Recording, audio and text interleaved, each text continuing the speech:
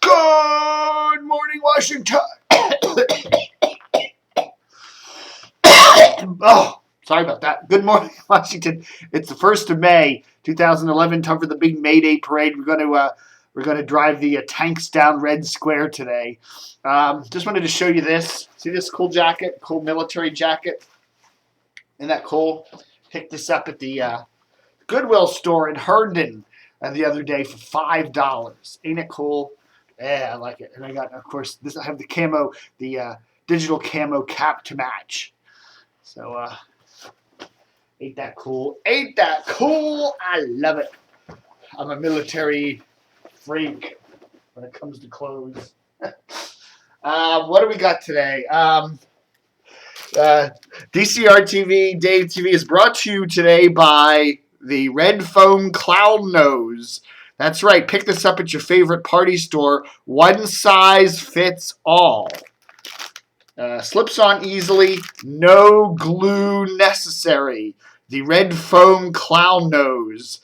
And I hear that Chad Dukes has got a formal endorsement deal with these guys. So you'll be expecting to see him endorse this product on your on the WJFK. Still wondering what's up with Chad. No one else has reported it. We're the only people that have reported that Chad was suspended. So we'll see if he turns up back on the radio next week. Apparently, as we've reported on DCR TV, that Chad has had did a few little weird text messages there with his show producer that slammed his afternoon co-host there on JFK, LeVar Arrington. And they suspended him for a couple of days, and apparently the corporate suits up there at CBS Radio in New York are also looking at the matter. So we'll see if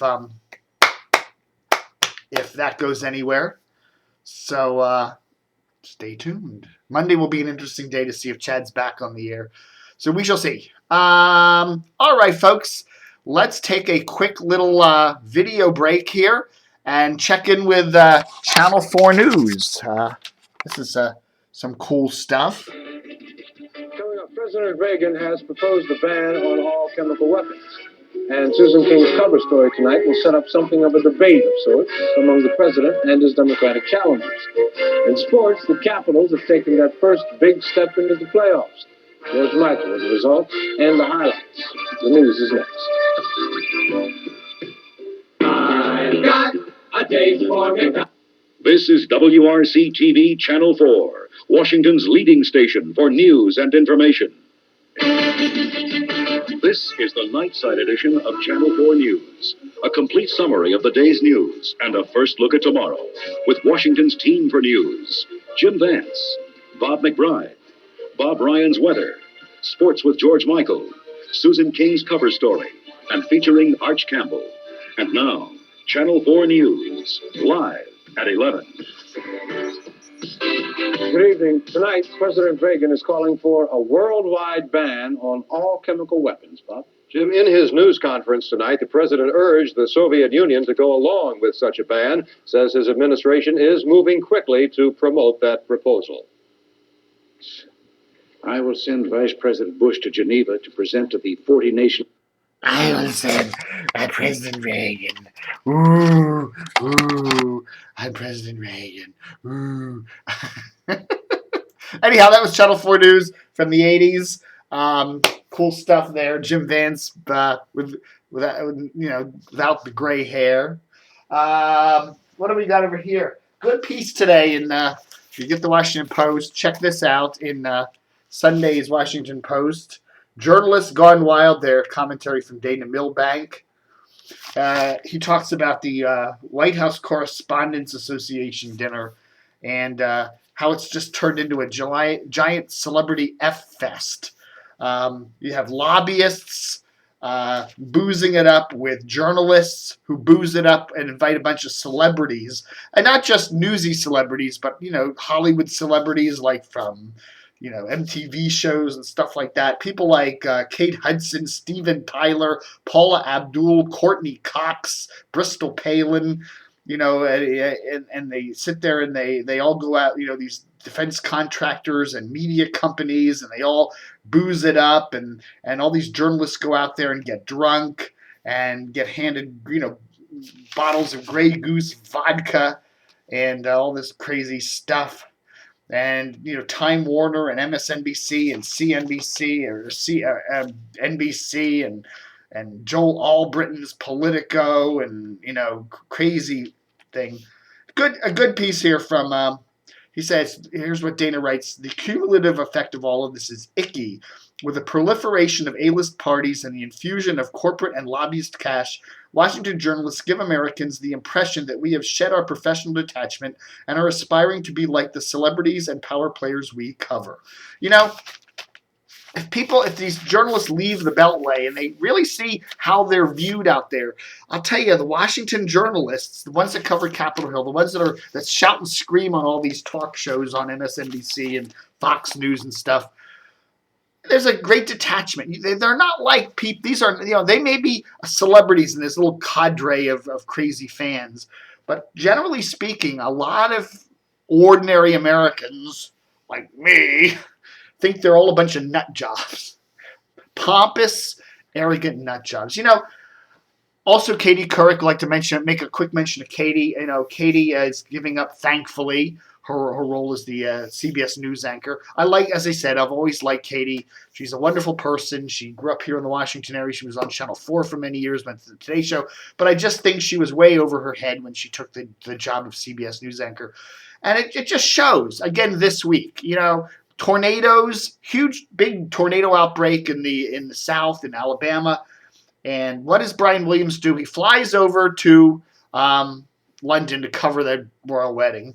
And then he suddenly realizes, hey, the big story is back in Alabama, gets on the next plane, flies back to the U.S., and comes back and covers that. What does Katie do? She stays in London. Why? What does she care? She cover the real news, which is really going on in Alabama, where there's a lot of suffering and there's hundreds dead, or just stay there in London and cover the pompous crap. It's the same thing with the Japan earthquake. At least Diane Sawyer had the guts to get on a plane and do the show from Tokyo for a couple days. Katie didn't. Katie just doesn't have it in. She doesn't have that burning desire to do the news, and it's good. I think it's good that she's leaving CBS and go do some little dippy, afternoon talk show. That's what she should be doing. Sad to report today, I'm looking at the Washington Post style business section, and the technology stuff. It's interesting now. They got rid of one of their best columnists, Rob Pegoraro, the tech guy. Wonderful stuff Rob did. I'm sorry. Oh man. Wonderful stuff Rob did. Rob did wonderful stuff. Anyhow, and then they replace it with some canned stuff from Slate magazine. Okay, this is not bad stuff. Technology page in the business section on Sunday, but it's just it's Slate. They can't even get their own. It's okay. They're Washington Post own Slate to do it. I miss Rob, and I'm telling you, I got really close to pulling the plug on my Washington Post subscription when Rob, got jettisoned. So what the heck? What else do we got here for you? Quickly, I wanted to catch up on some Dave's record collection. We're at the O's and P's. Anybody remember Per Ubu, The Modern Dance? The really cool album. Used to be played on the old HFS. Ozzy Osbourne. I'm not a big fan of Ozzy Osbourne, but there is one Ozzy Osbourne song that I just love, and it's called I Just Want You. It's on the Osmosis album. Well, my one and only Ozzy Osbourne song that I like. One of my favorite bands of all time, the Pet Shop Boys. These guys did a kind of droll, disco-y kind of stuff back in the 80s and 90s. And they even still are working together today. But it is subversive and it is effing cool.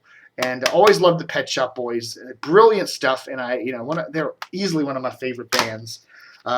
Oasis, of course, some really effing cool stuff from the Crazy Brothers there. And okay, you can never forget Oingo Boingo. One of the staples of the old WHFS. Really, only a lad. I like little girls. Oh, better not say that. And really cool stuff. Love Oingo Boingo. Okay, folks, what's the big news today? The big news here on DCR TV today, of course, the Washington Correspondents Dinner, but the Empire Carpet Man has died. Remember? 1-8, there's Empire ads. Hi there, Empire Carpet. Well, that guy's died. His name is Elmer Lynn Haldren. and apparently he passed away on April 26, 1989. I thought he was local. I always thought this guy was the Empire Carpet was a local Washington-based institution, but apparently they are national. And this guy was based in Chicago. So let's take a quick look at 800-588-2300. Okay, that's a little clip. Remember him, and he would, come on and hawk the Empire Carpet stuff. He has passed away, but I always thought that was a local Washington brand, but apparently he was based in Chicago. So there. Washington Blade unveils a revamp, a new logo, and a redesigned print edition website and some mobile apps, so check them out. You can click on WashingtonBlade.com, and that's that. All right, folks, that's the big news for today, Sunday. Oh, yeah. Oh, the other big news, remember from last week, was Clear Channel is buying Metro Traffic.